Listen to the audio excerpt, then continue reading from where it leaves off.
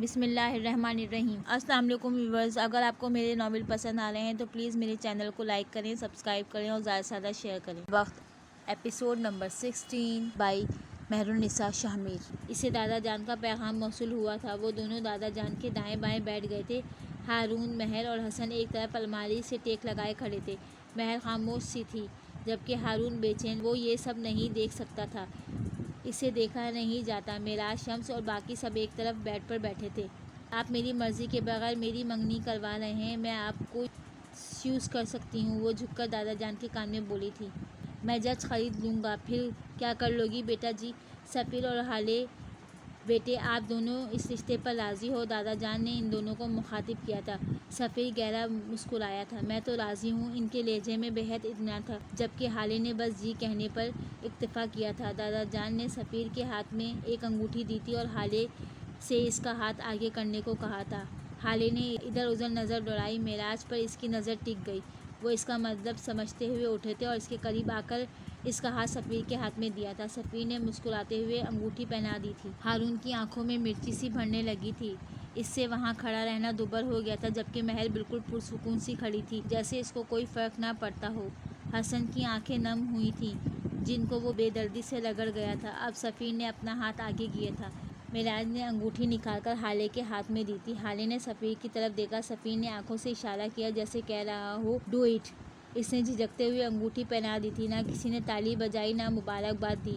سب کے اپنے غم تھے، سب اپنے مسئلے تھے، سوائے شمس اور معراج کے۔ چل سلطان نے آگے بڑھ کر ہالے کا سر چوما تھا اور کچھ پیسے اس کی گود میں رکھ دیے تھے۔ معراج نے بھی ان دونوں پر پیسے وار کر حسن کو تھمائے تھے کہ نرگس کو دے دے۔ ہارون اپنی جگہ پر کھڑے، ٹانگیں کانپنے لگی تھی۔ اس سے مزید کھڑے رہنا دوبر ہو گیا تھا۔ وہ فوراً دروازے کی طرف بڑھا تھا جب اس کو سرفری کی آواز سنائی دی تھی۔ ہارون یار پکچرز تو لے لو، ہماری یادگار مومنٹ ہے، وہ مسکرا کر کہہ رہا تھا۔ ناٹ ناؤ سفیر، ناٹ ناؤ۔ اس نے بے بسی سے سرگوشی کی تھی۔ ہالے کا اس طرف دھیان نہیں تھا۔ وہ اماں کی کوئی بات سن رہی تھی، پر وہ اپنی جگہ پتھر کا بت بنی بیٹھی تھی۔ مہر نے قریب آ کر ہالے کو مبارکباد دی تھی، ساتھ ہی اس کے ہاتھ چومے تھے۔ ہارون میرے بھائی، تم سے کہہ رہا ہوں، سفیر نے ایک بار پھر اس کو آواز دی تھی۔ اس بار ہارون مڑا تھا اور اس کی آنکھیں سرخ ہو رہی تھیں۔ ہالے نے بے اختیار نظریں چرا لی تھیں۔ ہارون نے اپنا موبائل نکالا، ان دونوں کی ایک ساتھ تصویر کھینچی تھی۔ اس کے ہاتھ کانپ رہے تھے۔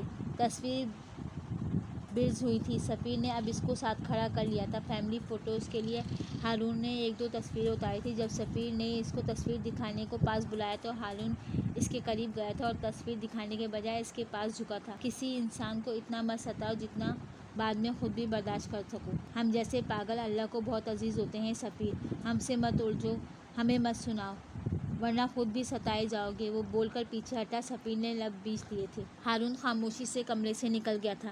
گینڈے، تمہیں دعوت نامہ دوں گی یہاں آنے کا؟ ہالے نے دانت کچکچائے تھے۔ میں نہیں آؤں گا تمہارے پاس، وہ ہالے کی طرف دیکھے بغیر بولا تھا۔ کیوں، کیا تکلیف ہے؟ آ جاؤ میرے پاس بیٹھو۔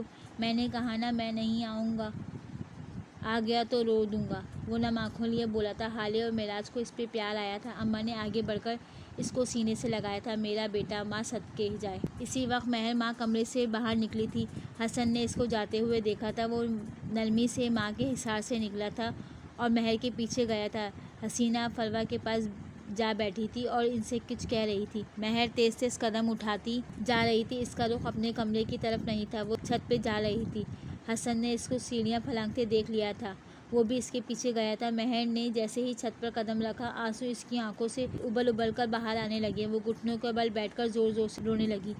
حسن بھی اسی وقت چھت پر پہنچا تھا۔ مہر کے رونے کی آواز سن کر بھاگ کر اس کے پاس پہنچا تھا۔ بچوں، کیا ہوا؟ آپ رو رہی ہو؟ وہ بکلا سا گیا تھا، جبکہ مہر کے رونے میں مزید روانی آ چکی تھی۔ پلیز مجھے بتائیں کیا ہوا ہے؟ آپ کو کسی نے کچھ کہا ہے؟ حسن نے اس کے ہاتھ تھام لیے تھے۔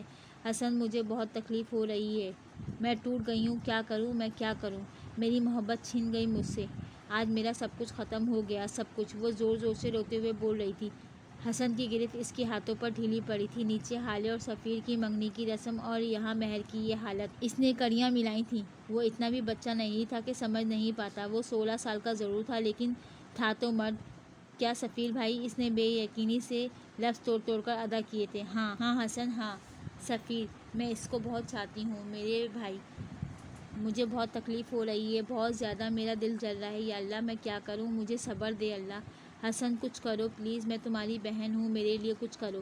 حسن نے نرمی سے اس کو گلے لگایا تھا، وہ بھی میری بہن ہے، اس نے جیسے سرگوشی کی تھی، بچوں خود کو سنبھالیں، کوئی دیکھ لے گا۔ آپ نے دادا جان سے بات کیوں نہیں کی؟ آپ بتائیں نا، سب ٹھیک ہو جاتا۔ بلکہ اٹھیں، ابھی چل کر بتاتے ہیں، حالے سمجھ جائے گی، آپ اس کے لیے کچھ بھی کر سکتی ہیں۔ ابا ہی کی خاطر تو قربان کیا ہے سب کچھ، وہ گیلی آنکھوں سے ہارے ہوئے لہجے میں بولی تھی۔ حسن نے چبھنے سے اسے دیکھا تھا۔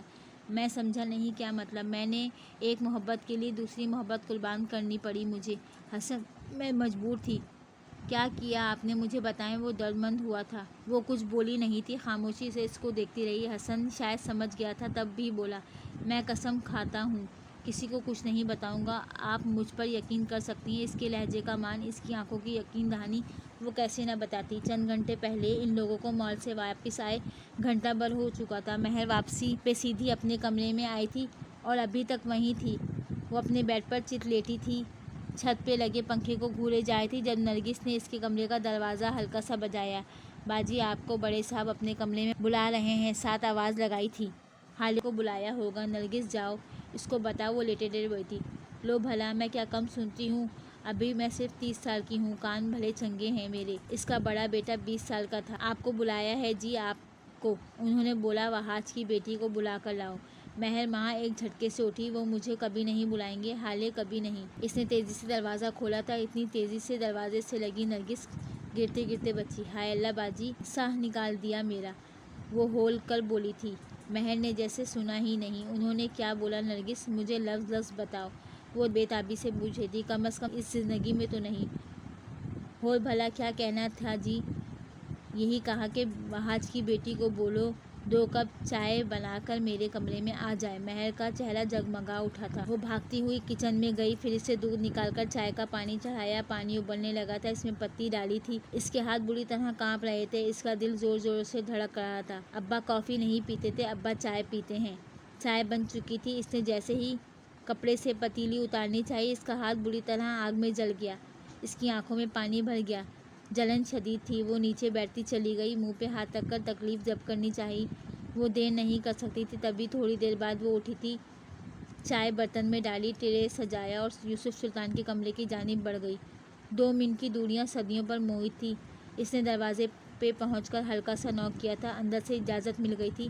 وہ دھڑکتے دل کے ساتھ اندر داخل ہوئی۔ السلام علیکم۔ یوسف سلطان نے کھڑکی کے پاس رکھی کرسی پہ بیٹھتے نظریں باہر سڑک پر جمی تھیں۔ مہر چند لمحے متذبذب سی کھڑی رہی، پھر خاموشی سے چلتی ہوئی ان کے سامنے رکھی دوسری کرسی پہ بیٹھ گئی۔ ٹرے کرسیوں کے بیچ میں رکھے ٹیبل پہ رکھ دی۔ چند لمحے مزید سرکے وہ خاموشی سے بیٹھی رہی۔ آپ کو ہمیشہ مجھ سے یہی شکایت رہی ہے نا کہ میں آپ کو نگین کی بیٹی نہیں سمجھتا، میں آپ کو اپنا خون نہیں مانتا۔ انہوں نے بات کا آغاز کیا تھا۔ ابا، مجھے بس یہ آرزو رہی ہے کہ آپ مجھے ان کی بیٹی تسلیم کریں، میں آپ سے شکایت کرنے کا سوچ بھی نہیں سکتی۔ وہ بے قراری سے بولی تھی۔ آپ کے پاس ایک موقع ہے، مجھے ثابت کر دیں کہ آپ اس کمزور وہاج کے ساتھ نگین سلطان کی بھی اولاد ہیں۔ ان کا لہجہ ٹھہرا ہوا تھا، جلے ہوئے ہاتھ کی تکلیف کم ہوئی تھی۔ کیا، کیسے، میں کیا کر سکتی ہوں؟ میں سب کچھ کر لوں گی۔ وہ جیسے تیار بیٹھی تھی۔ سوچ لیں، آپ کر سکیں گی؟ وہ تول تول کر بول رہے تھے۔ آپ مجھے کہہ سکتے ہیں ابا، میں سب کر لوں گی، آپ حکم کریں۔ میں آپ کو تب پکاروں گی جب مجھے یقین ہو جائے گا آپ واقعی نگین کی بیٹی ہیں، اسی کی طرح اعلیٰ ظرف، اسی کی طرح باوقار۔ آپ مجھے بتائیں، مجھے کیا کرنا ہوگا؟ سفیر کی محبت سے دستبرداری دینی ہوگی، وہ بے لچک لہجے میں بولے تھے۔ یکدم جلے ہوئے ہاتھ میں جلے ہوئے دل کا درد بھی شامل ہوا تھا۔ ابا، وہ بے یقین سے بڑبڑائی تھی، سفیر آپ کو نہیں چاہتا، آپ کو قربانی دینی ہوگی، آپ کو ثابت کرنا ہوگا کہ آپ باوقار ہیں۔ اگر یہاں نگین ہوتی تو قربانی دیتی، وہاج جیسا چوپڑا قربانی نہیں دیتا، نگین باوقار بنتی۔ وہاج ذلیل ہوتا۔ آپ مہر ماں، وہاج آپ کو ثابت کرنا ہوگا آپ نگین سلطان کی بیٹی ہیں، اسی طرح باوقار، اسی کی طرح عظیم۔ ان کا لہجہ سرد تھا، بے حد سرد۔ اس سے مجھے کیا ملے گا ابا؟ اس کی آواز روندی ہوئی تھی۔ میری محبت آپ کو نہیں مل سکتی، کیونکہ یہ آپ کا وقت ہے۔ آپ کو میرے دن کے چند گھنٹے مل سکتے ہیں، ہم صبح اور شام کی چائے ساتھ پی سکتے ہیں، ہم ساتھ واک کر سکتے ہیں، میں آپ کی بنائی چائے پی سکتا ہوں، آپ کا لایا ہوا کھانا کھا سکتا ہوں، آپ کے ہاتھ سے दवाई ले सकता हूँ, आपके मुखातिब करने पर नरमी से जवाब दे सकता हूँ, आपको तुम बुला सकता हूँ। बोलें आपको मंजूर? आप चाहते हैं कि मुझे दिल दे दें लेकिन इसमें खून की फराहमी रोक दें और मैं फिर भी ज़िंदा रहूं। खून के बगैर दिल 5 सेकंड में बंद हो जाएगा अब्बा, लेकिन मैं कोशिश करूंगी इसको बंद ना होने दूं। आप चाहते हैं एक नया पौधा लगाया जाए, इसको पानी ना दिया जाए अब्बा, वो जल जाएगा। लेकिन नहीं, मुझे आपके चंद घंटे चाहिए अब्बा, मैं ये चांस नहीं छोड़ सकती, चाहे आप मेरा दिल बंद ना कर दें। हाथ बुरी तरह जलने लगा था, इसमें ऐसी तकलीफ उठी थी कि अल्लाहुल अमान। मतलब आप राज़ी हैं? नहीं, बोल दो, मना करो, सफ़ीर ज़्यादा ज़रूरी है, इसको गिवत मत करो, तुम इसको नहीं छोड़ सकती, इसको छोड़ना तुम्हें मार देगा। इसके दिमाग ने बेशुमार दलीलें दी थी लेकिन नहीं, इसको दिल की सुननी थी। क्या मेरे पास कोई और ऑप्शन है? वो ज़ख्मी मुस्कुराहट के साथ बोली थी। ठीक है, फिर जाएं, मैं आज रात आपको एक बार फिर बुलाऊंगा, आप जा सकती हैं। उन्होंने एक बार फिर इसको मुड़कर नहीं देखा था। और चाय? वहाज की बेटी के साथ चाय नहीं पी सकता, इसे ले जाओ, जब साबित करोगी तुम नगीन सुल्तान की बेटी हो, जब चाहे जहर ले आना, यूसुफ सुल्तान पी लेगा। वो बेबसी से लब कुचलती उठी थी, इसने अपनी मता हयात का सौदा किया था, वो सिर्फ किसी के चंद घंटे के लिए। ये महरूमी क्या करवाती है? मैं क्या करती हसन, मेरे पास कोई ऑप्शन नहीं था। वो दोनों रात की तारीकी में छत पर एक दूसरे के आमने सामने बैठे थे। महर के चेहरे पर चांद की रोशनी पड़ रही थी, सफ़ेद मुकद्दस रोशनी। मैं थक गई थी इनकी नफरत सहते सहते। कोई रास्ता जाफरार नहीं थी मेरे पास। सफ़ीर अगर हासिल कर भी लेती तो मुझे खुशी नहीं मिलती। मैं तो सफ़ीर को भी इसलिए पाना चाहती थी ताकि मुझे अब्बा की मोहब्बत मिल जाए। नगीन की बेटी जो मकाम नहीं मिला वो शायद सफ़ीर की बीवी को मिल जाए। लेकिन देखो ना हसन, मेरे हाथ से सब कुछ निकल गया, रेत की तरह कुछ भी नहीं कर सकी। मेरे बस में जो था मैंने वो किया। हसन, मुझसे यही हो सकता था। हसन चुपचाप इसको देखे जा रहा था। इसके बड़े इस हद तक जा सकते हैं, इसने नहीं सोचा था। इस रात महल को ऐसे राज का अमीन बना था जिसको क़यामत तक नहीं खुलना था। बस जो आपने जो किया, सही किया या गलत मैं नहीं जानता, लेकिन आपको जब कभी मेरी ज़रूरत पड़े तो मैं आपके लिए मौजूद रहूँगा, हर जगह हर वक्त। मुझे पता नहीं मैं सही हूँ या गलत, लेकिन मेरे हिसाब से मोहब्बत वसवसे सौदेबाजियों से नहीं मिलती। वो आपका वक्त होती है, मिली तो मिल गई, वरना ना मिली तो आप चाहे एड़ियाँ रगड़ लें, फांसी के फंदे पर चढ़ जाएं, वो आपको नहीं मिलेगी। इस वक्त महर को कोई 16 साल का बच्चा नहीं लगा था, वो बिल्कुल मिराज सुल्तान लगा था। महर ने सर झटका, ये टीनेजर क्या समझेंगे हमारे लोग। हसन उठ खड़ा हुआ था, वो अभी इसके साथ उठी थी, इसका दिल हल्का हो चुका था। इसने किसी टीनेजर को अपना राजदार नहीं बनाया था, वो मिराज सुल्तान का बेटा था। मर जाएगा लेकिन कसम नहीं तोड़ेगा। वो रात गरम और खौफज़दा थी। हारून शाहिद सुल्तान मंजिल से आकर सीधा अपने कमरे में गया था। वो अभी तक बाहर नहीं आया था। 9 बजने वाले थे जब नवाल इसके कमरे का दरवाज़ा नॉक करते अंदर दाखिल हुई। वो गालिबन फ्रेश हो रहा था, तभी बाथरूम से पानी गिरने की आवाज़ आ रही थी। थोड़ी देर बाद वो बाहर निकला तो घुटनों से ज़रा नीचे तक आते बाथटब में मलबूस था। माँ को देखकर शर्मिंदा सा वापस ड्रेसिंग रूम में घुस गया। अब बाहर आया तो भूरी शर्ट और पैंट पहन रखी थी, बाल अभी भी गीले थे, आंखें सोख थीं। आज फिर सारा दिन इस खुदगर्ज लड़की की वजह से ख्वार हो रहे हो ना? सुना है मंगनी करवा ली, हम लोगों को बताना तो दूर की बात, भनक तक न पड़ने दी। वाह ज़बरदस्त। वो सख्त गुस्से में थी। मम्मा ये सब बहुत अचानक हुआ, वरना फुप्पो जान आपको ज़रूर बुलाती हैं, वो अपने बाल बनाते हुए कह रहा था। हाँ, जैसे मैं जानती नहीं तुम्हारी फुप्पो जान को, और तुम किस खुशी में बिन बुलाए बाराती बनकर खड़े हो गए थे वहाँ। मुझे वहाँ रहने का कोई शौक़ नहीं था, बस एक इत्तेफाक था। मुझे तो ये तक नहीं पता था कि वहाँ इसकी रस्म होगी, वरना मैं वहाँ कभी नहीं रुकता। हारून मेरे बेटे, क्यों कर रहे हो ये सब? खुद को क्यों अजियत देते हो? तुम नहीं भूल सकोगे इसको सारी ज़िंदगी, इसी असियत में रहोगे। इसको अपना क्यों नहीं लिया ज़रा सी ज़ोर ज़बरदस्ती से? अगर वो तुम्हारी बन सकती तो इसमें क्या कबाहत है? वैसे भी शादी के बाद सब ठीक हो जाता है। इसने खामोशी से सारी बात सुनी थी, फिर इनके पास आकर बेड पर बैठ गया था। अच्छा, क्या चाहती हैं आप? इसको अगवा कर लूँ? वो तहम्मुल से पूछ रहा था। ज़बरदस्ती निकाह कर लूँ, बल्कि गन पॉइंट पे निकाह करता हूँ, लेकिन ये तरीका काम नहीं आएगा मम्मा, क्योंकि वो मर जाएगी लेकिन कबूल नहीं बोलेगी। फिर क्या करूँ? इसने सोचने की अदाकारी की थी। मिराज अंकल के ऊपर गन रख लूँ, या फिर हसन? अगर वो नहीं तो फुप्पो जान, वो तो है ना, या फिर पापा, वो तो इसके मामू हैं। हारून बको मत मम्मा, वो मर जाएगी लेकिन ऐसी शादी कबूल नहीं करेगी। मैं चाहे इसको अगवा करूँ, ज़बरदस्ती करूँ या कुछ भी, वो सारी ज़िंदगी मुझसे नफ़रत करेगी। معافی تو دور، وہ میری شکل بھی نہیں دیکھے گی۔ وہ آج کی لڑکی ہے مما، وہ اپنی عزت نفس کو محبت پر ترجیح دے گی۔ وہ حالے ہے، وہ عزت کی موت پسند کرے گی، ذلت کی زندگی نہیں۔ میں ساری زندگی اس گلٹ میں نہیں گزار سکتا۔ میں نے جس سے محبت کی، اس سے زبردستی کی، میں اس محبت کو ہی نہیں مانتا۔ اور اس گھر سے اٹھا لینا، زبردستی نکاح، اس کی دھجیاں اڑانا، اس کو سارے جہاں میں رسوا کرنا، اس کی اپنی نظروں میں اس کو عزت نہ رہنے دینا، اگر یہی محبت ہے تو میں نہیں کرتا محبت، میں دستبرداری دیتا ہوں محبت سے۔ وہ حالے سلطان ہے مما، وہ زبردستی کا دیا ہوا جوڑا نہیں پہنتی، شادی تو پھر دور کی بات ہے۔ میں ساری زندگی اس دکھ کے ساتھ رہ سکتا ہوں کہ وہ مجھے نہ مل سکی، لیکن اس اذیت سے کہ وہ مجھ سے نفرت کرے گی، میں یہ نہیں جھیل پاؤں گا۔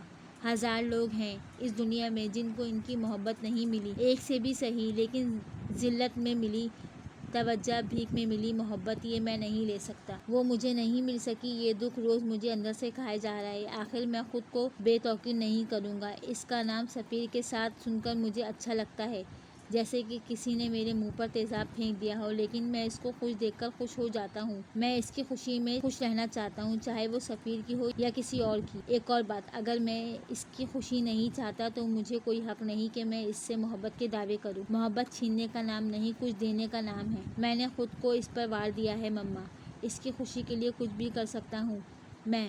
پلیز آپ میرا حوصلہ بڑھا نہیں سکتی تو میری محبت کی تذلیل بھی نہ کیا کریں۔ بچپن سے لے کر آج تک ہم دونوں ساتھ ہیں، اگر آج تک وہ مجھ سے محبت نہیں ہوئی تو آگے جا کر بھی نہیں ہوگی۔ وہ نرمی سے کہہ کر اٹھ گیا تھا۔ تم کیوں ہو ایسے؟ وہ نم آنکھوں سے بولی تھی۔ پپا پہ گیا ہوں نا، اس لیے۔ ویسے آپ نے کہیں پپا کو اغوا کر کے تو ان سے شادی نہیں کی تھی؟ دفع ہو جاؤ بدتمیز، روتے روتے ہنس پڑی تھی۔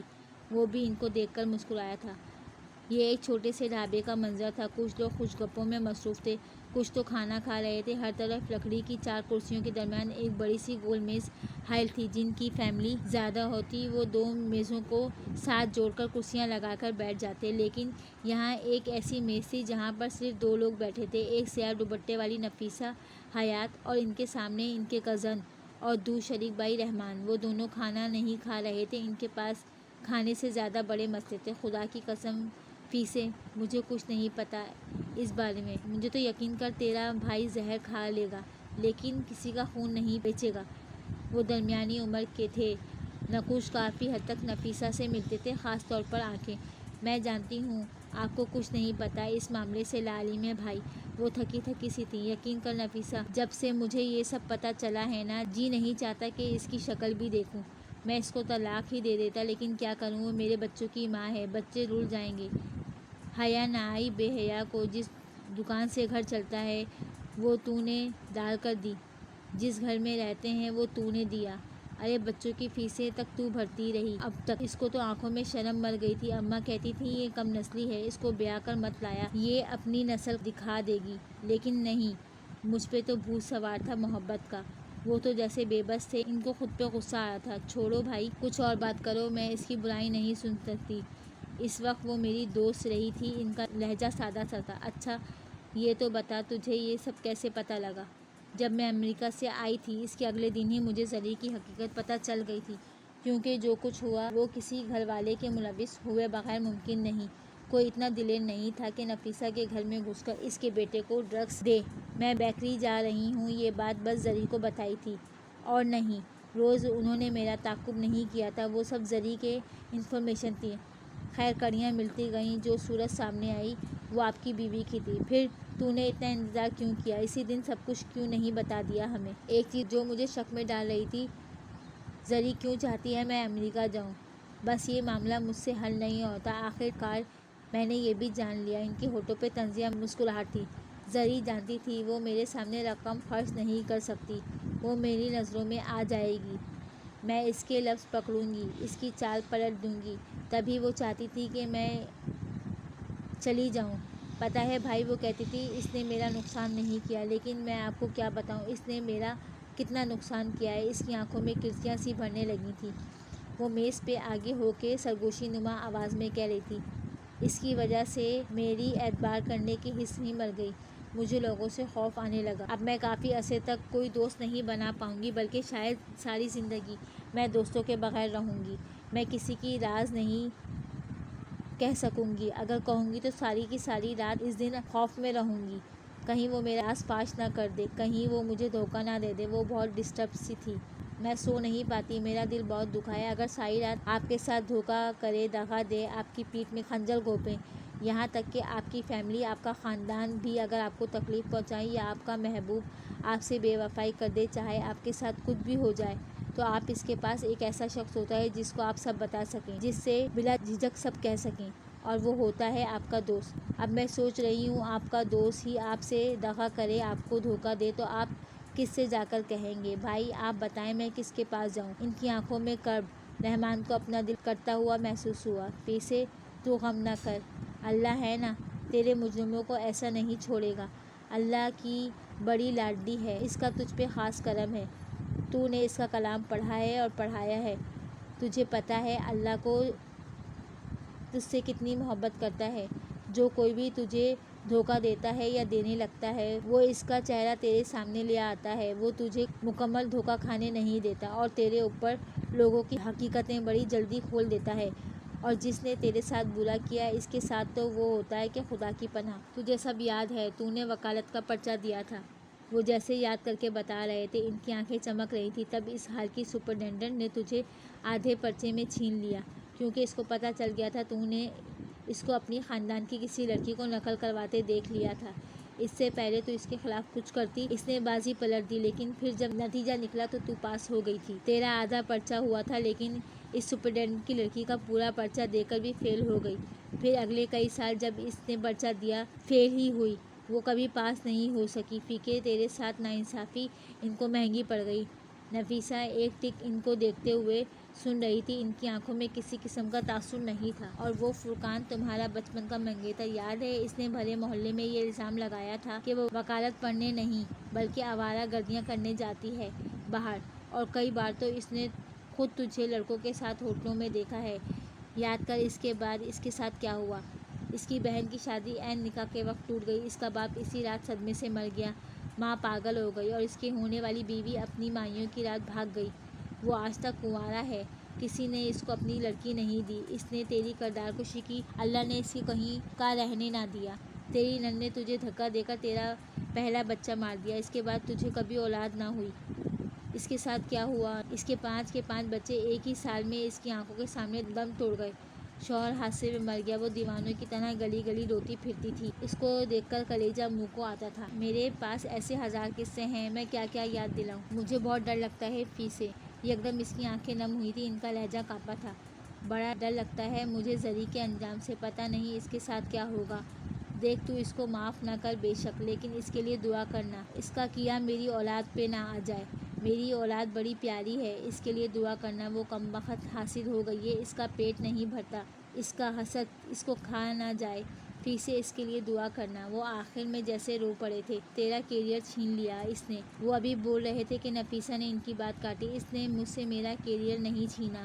مجھ سے میرا کیریئر میری ایمان کی کمزوری نے چھینا ہے. عزت, ذلت, موت, زندگی سب اللہ کے ہاتھ میں ہوتی ہے. ان لوگوں سے میں ڈر گئی. مجھے لگا وہ میرے بیٹے کو مار دیں گے. میں نے یہ نہیں سوچا اگر عمر کی زندگی لکھی ہوگی تو وہ لوگ چاہے اس کو گولی یا زہر دے دیں, وہ بچ جائے گا. زری ان 10 لوگوں کا پلان بالکل پرفیکٹ تھا. میرے بیٹے کی بیماری کا, میرا امریکن جانا, میری لائسنس کینسل کروانا, وہاں دیار خیر میں جا کر ہمت ہار جانا, پھر شرم سے کبھی واپس نہ آنا. وہ تنزیہ مسکرائی تھی. لیکن ان لوگوں سے ایک غلطی ہو گئی, بس ایک غلطی. ان کی آنکھوں میں سرد سا تاثر تھا اور لہجے میں تپش. ان لوگوں نے غلط عورت چن لی. انہوں نے نفیسہ حیات کو چن لیا. اب میں ان کو بتاؤں گی کہ میں کیا چیز ہوں. میرے باپ کی خون پسینے کی کمائی سے میں نے وکالت کا امتحان دیا. بسوں کے دھکے, کئی گھنٹے بھوک, یہ سب میں نے اس لیے برداشت کی تھی کہ ایک دن کوئی بھی ایرا غیرا آئے گا اور مجھ سے میرا حق چھین لے گا. نہ, یہ میں ہونے نہیں دوں گی. میں ایک ایک کے گھسیٹوں گی, ایک ایک سے حساب لوں گی. میرے دنوں کی اذیت کا, میرے راتوں کے عذاب کا حساب میں کسی ایک کو بھی نہیں چھوڑوں گی بھائی, کسی ایک کو بھی نہیں. بس نفیسہ ہار جائے گی, لیکن ان کو نہیں پتہ میرا واحد اور مضبوط رشتہ تو میرے اللہ سے ہے. اور جس انسان کا اللہ کے سوا کوئی نہ ہو, اس سے ڈرتے, اس کے قہر سے ڈرو, اس کی نرمی سے ڈرو, اس کی چپ سے ڈرو, اس کو بولنے سے ڈرو, اس کو ستاؤ, خدا کے عذاب سے ڈرو. وہ سرد لہجے میں بول کر خاموش ہوئی تھی۔ تو کیا کرنے والی ہے فیسے؟ وہ بامشکل بول پائے تھے۔ نفیسہ گہرا مسکرائی تھی۔ وہی جس میں نفیسہ ماہر ہو۔ میں ایک ایک کو کورٹ میں گھسیٹنے والی ہوں۔ وہ بول کر آسودگی سے آنکھیں مون چکی تھی۔ یوسف سلطان کا کمرہ اس وقت بکھرا سا تھا۔ تھوڑی دیر پہلے سفیر اور حالے کی رسم کے بعد گھر کے سارے افراد ایک ایک کر کے اپنے کمروں میں چلے گئے تھے۔ اب کافی کے بھاپ اڑاتے مگز تھے، پلیٹ میں رکھے ڈرائی فروٹس تھے اور دادا پوتی کی نہ ختم ہونے والی باتیں۔ یوسف سلطان بیڈ سے ٹیک لگائے پیر لمبے کیے نیم دراز تھے، جبکہ حالے آلتی پالتی مارے بیٹھی تھی۔ کچھ دیر پہلے کھلے ہوئے بال اب ڈھیلے جوڑے میں باندھ کر رکھے تھے۔ اس کے چہرے پر خوشی تھی، اس کی آنکھوں میں چمک تھی۔ اچھا باقی سب باتیں چھوڑو دادا جان، آپ یہ بتائیں کہ چچی جان اور پھپھو ایک دوسرے سے اتنی نفرت کیوں کرتی ہیں؟ ان کے لہجے میں تجسس تھا۔ یوسف سلطان نے گہری سانس بھری تھی۔